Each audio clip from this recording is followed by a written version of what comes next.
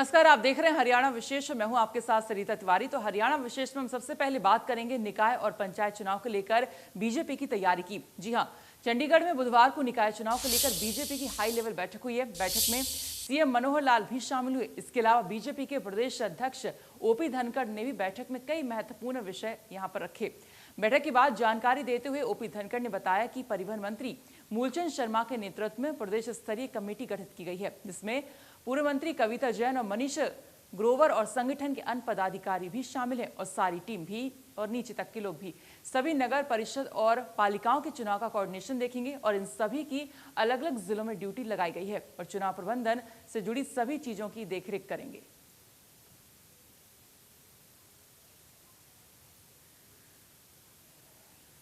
दो तस्वीरें यहां पर स्क्रीन पर आपको दिखा रहे हैं कि पंचायत चुनाव को लेकर कल मंथन यहां पर हुआ था। वहीं अगली तस्वीरें आप यहां पे देख सकते हैं कि निकाय चुनाव को लेकर भी आज चर्चा यहां पर हुई है।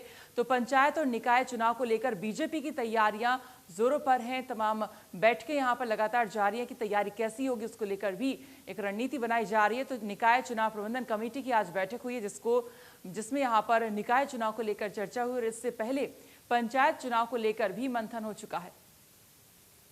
तो जल्दी हरियाणा में निकाय और पंचायत के चुनाव यहां पर होने वाले हैं, जिसको लेकर बीजेपी की तैयारियां चल रही हैं। ये निर्णय तो सरकार को करना है, लेकिन एक विचार देश में चला था कि सभी चुनाव एक साथ हों।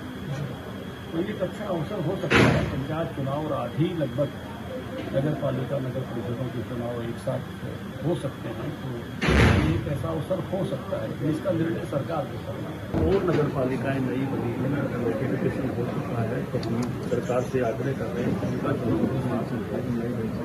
तो एक अच्छा अवसर रहेगा। अभी जो इसकी प्रदेश सचिव प्रबंधन कमेटी मूलचंद जी के नेतृत्व में बनी है, उसमें हमारी पूर्व मंत्री और कविता जैन जी भी हैं, मनीष ग्रोवर जी भी हैं, हमारे महामंत्री विधायक लाल जी भी हैं, जी भी हैं और हमारे पूर्वों की ओर जो है वो स्थानीय निकाय प्रकोष्ठ है, उसकी मुखियाँ ये सारी की सारी टीम, इसमें कुछ और सदस्य भी जो आज वही खालिस्तान समर्थकों के सीएम मनोहर लाल को 15 अगस्त पर तिरंगा ना फहराए जाने की धमकी पर गृह मंत्री अनिल विज ने कहा कि भारत में तिरंगा फहराने से कोई नहीं रोक सकता। तिरंगा फहराने के लिए हमने बहुत संघर्ष किया है और बलिदान दिए, और अगर कोई तिरंगे के खिलाफ बात भी करेगा तो 130 करोड़ देशवासी एकजुट खड़े हैं। देखिए, किसी की माँ ने दूध नहीं पिलाया कि हिंदुस्तान की धरती पर तिरंगा फहराने से कोई रोक सके। ये तिरंगा फहराने के लिए हमने कई वर्ष संघर्ष किया है, कई बलिदान दिए, अनेकों जिंदगियां अंडमान निकोबार की काल कोठड़ियों में गर्क हो गई हैं। और आज अगर कोई तिरंगे के खिलाफ भी बात करता है तो 139 करोड़ देश का देश है, ये खड़ा हो गया ना तो सबकी हो। विपक्ष को निशाने पर लेते हुए अनिल विज ने कहा कि उनका राजनीतिक अनुभव है कि जब किसी नेता को कुछ नहीं आता तो वो बंगले झांकने लगता है, और यही हाल विपक्ष का भी है। पहले की सरकारों में उल्टा होता था, विपक्ष चर्चा करने की मांग करता था लेकिन सत्ता पक्ष बसता था, और अब सत्ता पक्ष खुली चुनौती दे रहा है चर्चा करने की। मेरा 40-45 साल का अनुभव है। जब किसी राजनेता को बोलना ना आता हो ना तो वो इधर उधर बगले झांकने लगता है। वही हाल विपक्ष का है।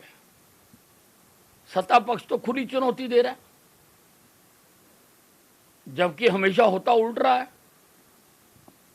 कि विपक्ष हमेशा मांग करता रहा कि हम चर्चा करना चाहते हैं और सत्ता पक्ष माना नहीं करते। कई विधानसभाओं में, खासतौर से हमारी विधानसभाओं में पिछले राज में ऐसा रहा है, लेकिन यहाँ बिल्कुल उल्टा है। प्रधानमंत्री नरेंद्र मोदी जी ने कहा है कि आप कोई भी प्रश्न उठाएं हम उसका जवाब देंगे, लेकिन लोकसभा में प्रश्न उठाने का बकायदा लिखित कायदा है। वह हा हा हू करने से प्रश्न नहीं उठाए जा सकते, शोर मचाने से प्रश्न नहीं उठाए जा सकते। आप प्रश्न उठाइए, अनेकों प्रश्न है जिनकी चर्चा होनी चाहिए। हम मानते हैं कि चर्चा होनी चाहिए और सरकार पूरे आत्मविश्वास के साथ कह रही है कि हम जवाब देने के लिए तैयार हैं, लेकिन विपक्ष की ही तैयारी नहीं है, विपक्ष ही तैयार नहीं है, इसलिए वो शोरगुल में ही अपना समय बिताना चाहता है। रादौर थाना प्रभारी की पिटाई करने का मामला सामने आया है और रादौर की पूर्व विधायक श्याम सिंह राणा के बेटे नेपाल राणा और कई अन्य लोगों पर आरोप लगे हैं।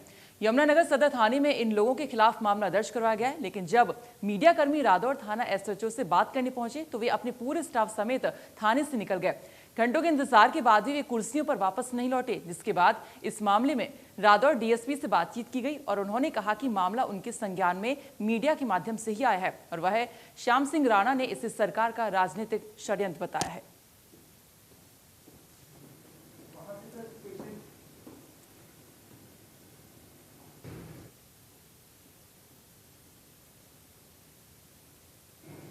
ये मुकदमा थाना सदर यमुनानगर में दर्ज है। अभी एफआईआर का कंटेंट मैंने भी नहीं देखा है, तो उस पर मैं अभी कुछ टिप्पणी नहीं कर सकता हूँ। आप उस दिन मौके पर पहुंचे थे सर, क्या हुआ था वहाँ पे? अभी देखो ऑनगोइंग इन्वेस्टिगेशन चल रही है, इसमें सारी चीज़ें इन्वेस्टिगेशन में क्लियर हो जाएंगी। तो मैं अभी इस चीज़ को इन्वेस्टिगेशन का पार्ट है, तो इन्वेस्टिगेशन में जांच में सारी चीज़ें सर में दर्ज होते रहते हैं, वो तो आप भी जानते हो। चौटाला साहब 10 साल भी नहीं बात के काटे हैं। हमारी तो इधर छोटी सी बात है, तो वो इतना बुजुर्ग आदमी 80 साल की उम्र है उसकी, वो नहीं बख्शा।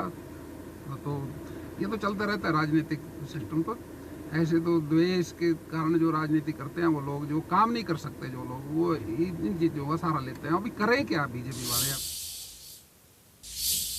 मॉनसून की इस बारिश से कहीं एक तरफ लोगों को गर्मी से राहत मिली है, तो मंडी डब्बाली में बारिश किसानों के लिए आफत बनकर बरसी है। जहां बारिश से पानी से जलभराव से कपास की 70 एकड़ फसल बर्बाद हो गई। खेतों में कई फीट पानी जमा होने से किसानों को भारी नुकसान हुआ, जिसके बाद अब किसानों ने सरकार से अधिक सहायता की मांग की है। मंडावली मंडी बारिश यहां पर आई और आफत लेकर आई। नुकसान तो हमारे जी 90% नुकसान हो चुका है जी, वो 10% है। 10% कल एक आधे दिन में हो जाएगा जी। मेरी तो यही मांग है जी, अधिकारी आके और यहाँ ये फसल देखे और सख्त से गिरदावरी करके और इसका मुआवजा दे जाए जी। मांग तो ये प्रशासन देखे आके मुआवजा मिले। वजह तो बरसात की है, बरसात को पानी 2-2.5 फुट आगे खड़ गयो। आज भी फुट 1.5 फुट पानी खड़ी है। पानी गर्म होया जी, गर्म हो जाए तावड़ो लगे बूटा जाए बचा को नहीं नामो टोटल नाम हो जाएगा। देखिए, सिरसा जिले में 2-3 दिन पहले बारिश हुई है, तो कहीं ज़्यादा है तो कहीं कम है। जैसे लंबी की भी हमने सुनी है, तो हमने अपने फील्ड स्टाफ को आदेश दे दिए हैं कि पूरे सिरसा डिस्ट्रिक्ट में जहाँ जहाँ भी जल भराव है उसका सर्वे कर लें और रिपोर्ट सबमिट करवा दें। वो जल्दी ये सर्वे करके रिपोर्ट सबमिट करवा दें। सोनीपत में लोग इन दिनों गंदे पानी के जलभराव की समस्या से काफी परेशान है। गलियों में सीवर का पानी भरने से आने जाने वाले लोगों को भारी परेशानियों का सामना करना पड़ रहा है। आदर्श नगर कॉलोनी में हालात इतने बदतर हैं कि इलाके की महिलाओं ने गुस्से में गांधी चौक पर जाम लगा दिया और महिलाओं का कहना है कि 9 महीने पहले इलाके में सीवर लाइन बिछाई गई थी। सीवर लाइन बिछाने के बाद गलियां नहीं बनवाई गई हैं और ऐसे में अब सीवर का पानी ओवरफ्लो होकर गलियों में भर रहा है। महिलाओं का यह भी आरोप है कि निगम के अधिकारी उनके इलाके की अनदेखी कर रहे हैं, उनकी समस्याओं का समाधान नहीं कर रहे हैं। ये कहना चाहते हैं जी, गोल्ड मेडल आएगा जी, वो पूरा भरोसा करते हैं जी और पूरे गांव भरोसा करता है जी, रवि का गोल्ड मेडल आएगा जी। और हमारे देश में जितने भी खिलाड़ी हैं जी, सबका गोल्ड मेडल, किसी का सेकंड मेडल।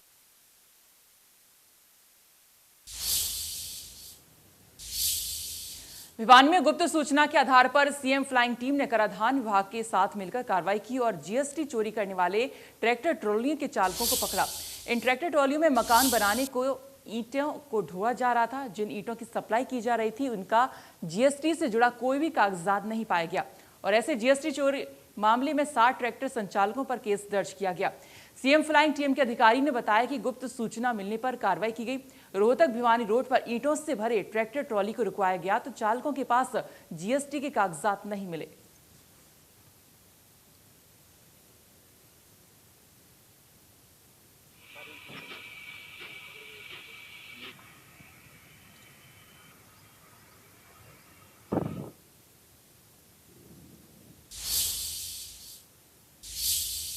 पहलवान रवि दहिया टोक्यो ओलंपिक के फाइनल में पहुंच गया और इसके साथ भारत के नाम एक और पदक अब पक्का हो गया है। अब वे गोल्ड नहीं, कम से कम 4 सिल्वर मेडल लेकर जरूर आएंगे। हालांकि पूरे देश को उनसे गोल्ड की उम्मीद है। रवि कुमार दहिया की जीत के साथ भारत के खाते में कुल 4 मेडल हो गए। रवि कुमार के अलावा मीराबाई चानू ने वेट लिफ्टिंग, पीवी सिंधु ने बैडमिंटन और लवलीना बोरगोहेन ने बॉक्सिंग में मेडल दिलाया है। हालांकि भारतीय महिला हॉकी टीम को अर्जेंटीना ने सेमीफाइनल में मैच हरा दिया। वहीं रेसलर दीपक पुनिया का सेमीफाइनल में हार गए हैं, लेकिन उनसे भी अभी कांस्य की उम्मीद बरकरार है।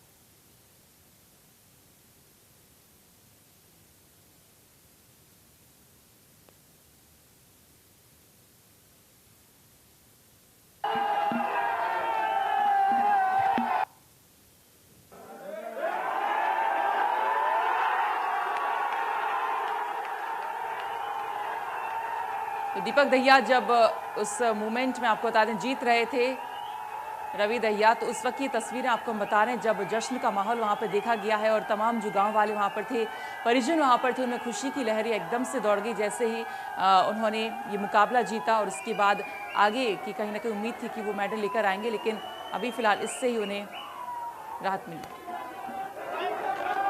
पूरी उम्मीद है हमारे को, उम्मीद थी पूरे देश को, पूरे गाँव को, पूरे परिवार को, बहुत उम्मीद है जी। बस अब बहुत ही उम्मीद है और हमने भी पूरी उम्मीद थी कि सेमीफाइनल को जरूर जीतेगा। उससे पहले भी 3 बार बाउट जीत चुका है और अब कल पूरी उम्मीद है कि गोल्ड मेडल ही जीते देश के लिए। हमने पूरी उम्मीद थी, उस हिसाब से इन्हें पूरा परफॉर्मेंस दिया। एक बार तो पीछे हो गया था, लेकिन अब पूरी उम्मीद होगी कि गोल्ड मेडल मिलेगा। अब पूरी उम्मीद होगी कि गोल्ड मेडल ही जीतेगा। एक बार तो थोड़ी दाव लग गया था उसका, लेकिन उन्होंने पूरा डिफेंस किया अच्छी तरह। और अब पूरी उम्मीद है, पूरे गांव को ही पूरा जोश बन गया हमारे अंदर कि कल गोल्ड मेडल जरूर जीतेगा, गोल्ड जीतेगा।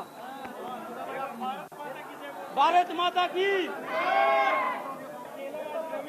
गांव में दिवाली, गांव के अंदर हमारे गांव नाज में दिवाली की तरह उत्साह है, दिवाली की तरह उत्साह है। हर एक गांव के वासी होली और दिवाली हमारे लिए आदि हो गई है और गोल्ड मेडल हमारा रवि दहिया लेके आएगा और देश का, प्रदेश का, गांव का नाम रोशन करेगा।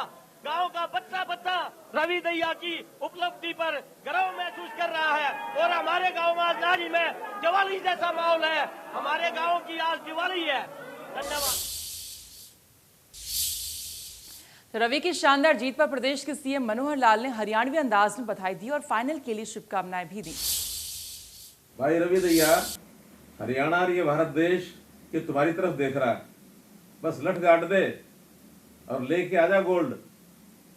भाई रवि दहिया, हरियाणा और ये भारत देश ये तुम्हारी तरफ देख रहा है, बस लठ गाड़ दे और लेके आजा गोल्ड। भाई रवि दहिया। तो ये पहलवान रवि दहिया को डिप्टी सीएम ने भी ट्वीट करके बधाई दी है। डिप्टी सीएम ने ट्वीट का लिखा, शरीर में तंदुरुस्ती, मजबूती, खानपान में हरियाणा का पहलवान छा गया जापान में। पहलवान रवि कुमार दहिया को पुरुषों की 57 किलोग्राम फ्री स्टाइल कुश्ती के फाइनल में पहुंचने और देश के लिए मेडल पक्का करने के लिए बधाई और फाइनल के लिए शुभकामनाएं।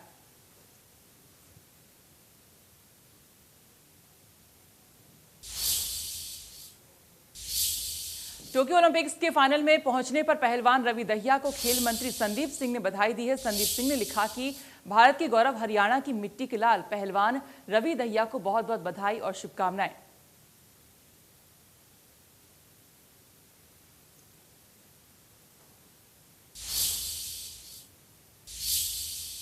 इसके अलावा नेता विपक्ष भूपेंद्र सिंह हुड्डा ने भी ट्वीट करके उन्हें बधाई दी है। भूपेंद्र सिंह हुड्डा ने ट्वीट करके यहां पर लिखा कि दमदार खेल का प्रदर्शन करते हुए रवि दहिया ने यहां पर ये जीत हासिल की है।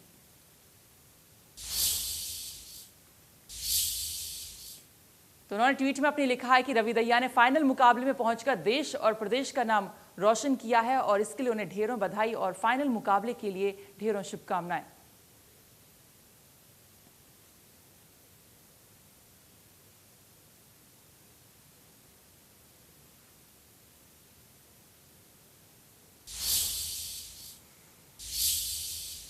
राज्यसभा सांसद और हरियाणा कुश्ती संघ के अध्यक्ष दीपेंद्र हुड्डा ने ओलंपिक में भारतीय पहलवानों के बेहतर प्रदर्शन पर क्या कुछ कहा, आइए आपको सुनाते हैं। हमारे साथ हरियाणा रेसलिंग फेडरेशन के अध्यक्ष दीपेंद्र हुड्डा जी हैं। दीपेंद्र जी, आज खुशी का क्षण, रवि दहिया जो हैं फाइनल में पहुंचे हैं। बहुत बहुत ढेरों बधाई मैं अपने भाई रवि को देना चाहता हूं। मैं हरियाणा सोनीपत और नारा गांव को देना चाहता हूं, माता पिता के रवि को देना चाहता हूं। ये बहुत गौरव का विषय है और मैं कहना चाहता हूं रुकेगा नहीं रवि, स्वर्ण पदक लेके आएगा। मुझे बहुत खुशी है, बेहद खुशी है, क्योंकि मैं हरियाणा रेसलिंग संघ का अध्यक्ष हूँ। भारतीय टीम के साथों पहलवान हरियाणा से हैं, हरियाणा की पृष्ठभूमि से हैं। मैं विश्वास दिलाता हूं देशवासियों को, हमारे पहलवान पिछले तीनों ओलंपिक की तरह, तीनों ओलंपिक में हरियाणा रेसलिंग के जो पहलवान गए, साक्षी मलिक से लेकर योगेश्वर दत्त मेडल देश के लिए लेके आए, और इस बार भी देश के तिरंगे को ऊंचा करने का काम हरियाणा के पहलवान करेंगे। हमारा हरियाणा किसान खेत में और हमारा पहलवान मैट पे सोना उगाना जानता है। आप शुरू से काफ़ी उत्साहित थे, कल भी बात आप किए थे, आपने कहा था कि हरियाणा के लोग जो हैं, जो गए हैं, वो मेडल लेकर आएंगे। मैंने कल भी कहा था, परसों भी कहा था, और जब रेसलिंग शुरू हुआ था तो आपको याद होगा मैंने ट्वीट के माध्यम से देशवासियों को विश्वास दिलाया था कि हम पे विश्वास रखिए, मगर हमें मीडिया की अटेंशन कम मिलती है। मैंने कहा था हम पे विश्वास रखिए, पिछले तीनों ओलंपिक में हम लोग मेडल लेके आए हैं, और इस बार भी जो हमारी टीम टोक्यो में गई है वो देश का तिरंगा ऊंचा करके वापस आएगी। ये मैंने विश्वास दिलाया था और अब मैं दोबारा विश्वास दिलाता हूँ। सातों के सातों हमारे मेडल होपफुल्स थे। अभी जो है दीपक पुनिया क्वालिफाई उनका आने वाला है, बजरंग पुनिया का हमें पूरी उम्मीद है, दिनेश फोगाट से हमें उम्मीद है। यहाँ तक कि जो कल तकनीकी जो है फैसले में, हालांकि टाई था, जो कोमल मलिक जो हमारी बहन, जब 2-2 के टाई में मंगोलिया की रेसलर से जो उनके खिलाफ जो फैसला आया, उनसे भी बहुत उम्मीद आने वाले समय में भी है। हम इस जो अपनी जो विजय यात्रा है इसको जारी रखें। धन्यवाद। Rakesh Kumar Singh, India News, Delhi. पानीपत का लाल नीरज चोपड़ा एक बार फिर इतिहास रचने की तैयारी में। भारतीय एथलीट नीरज चोपड़ा ने बुधवार को टोक्यो ओलंपिक भाला फेंक स्पर्धा के फाइनल में जगह बनाई। पानीपत के नीरज चोपड़ा के जैवलिन थ्रो में क्वालिफाई के बाद घर में खुशी का माहौल है। परिवार को बधाई देने वालों का तांता लगा हुआ है। नीरज चोपड़ा के पैतृक गांव में भी खुशी का माहौल है। नीरज के परिवार वाले मिठाइयां बांटकर एक दूसरे को बधाइयां दे रहे हैं। परिजनों का कहना है कि नीरज चोपड़ा से पूरे देश को गोल्ड मेडल की उम्मीद है और नीरज चोपड़ा देश की उम्मीदों पर खरा उतरेगा। परिजनों ने कहा कि जीतने के बाद दिल्ली से स्वागत करते हुए गांव पहुंचेंगे।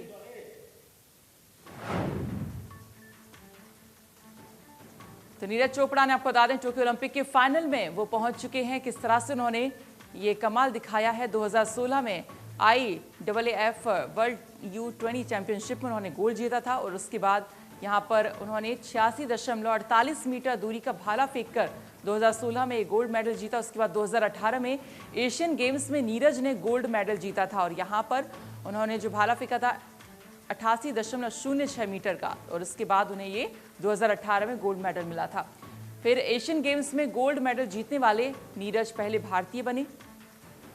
इसके अलावा नीरज चोपड़ा कॉमनवेल्थ गेम्स में भी पदक जीत चुके हैं। तो नीरज चोपड़ा लगातार कमाल दिखाते आए हैं। भाला फेंक में 88.07 मीटर का नेशन रिकॉर्ड भी नीरज के ही नाम है और पहले भारतीय बन गए हैं। वही पानीपत के खांद्रा गांव में नीरज चोपड़ा का जन्म हुआ। यहीं पर वो पैदा हुए थे और किसान परिवार में वो जन्मे। इनका जन्म 24 दिसंबर 1997 को हुआ था। नीरज चोपड़ा ने अपनी पढ़ाई चंडीगढ़ से DAV कॉलेज से की।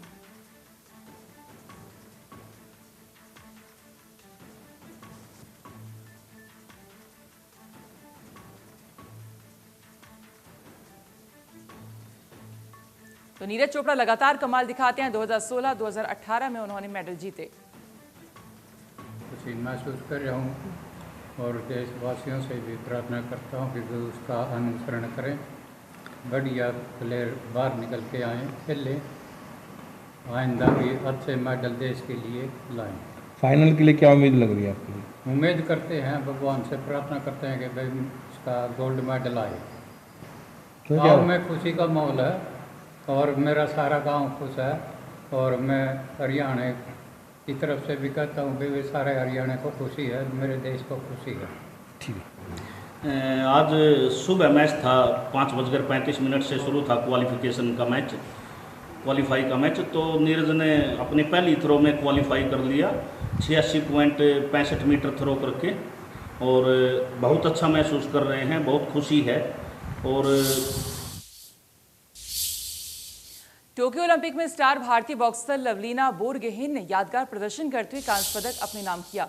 69 किलोग्राम वेट कैटेगरी के सेमीफाइनल में लवलीना को तुर्की की वर्ल्ड नंबर 1 एक मुक्केबाज बुसेनाज सुरमेनिली ने 5-0 से शिकस्त दी।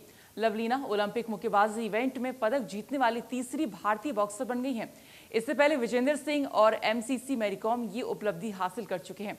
सबसे पहले विजेंद्र सिंह ने बीजिंग ओलंपिक 2008 के मिडिल वेट कैटेगरी में कांस्य पदक जीता था और 2012 के लंदन ओलंपिक में मैरीकॉम ने फ्लाइट वेट कैटेगरी में ब्रॉन्ज मेडल हासिल किया था। तो ओलंपिक में पहली बार लवलीना यहां पर उतरी हैं, ब्रॉन्ज लेकर आ रही हैं और आपको बता दें अच्छा प्रदर्शन कर रही हैं। ब्रॉन्ज पाने वाली दूसरी महिला बॉक्सर यहां पर लवलीना बन गई हैं और अच्छा प्रदर्शन करते हुए 2012 में इससे पहले मैरीकॉम ने आपको बता दें इसी तरह का ब्रॉन्ज मेडल यहां पर जीता था और 69 किलोग्राम वेट कैटेगरी में नंबर 1 तुर्की की बुसेनाज सुरमेली से वो लड़ी थी। तो ओलंपिक में पहली बार लवलीना यहां पर उतरी हैं, ब्रॉन्ज लेकर यहां पर आ रही हैं। काफी अच्छा प्रदर्शन वो लगातार यहां पर कर रही हैं।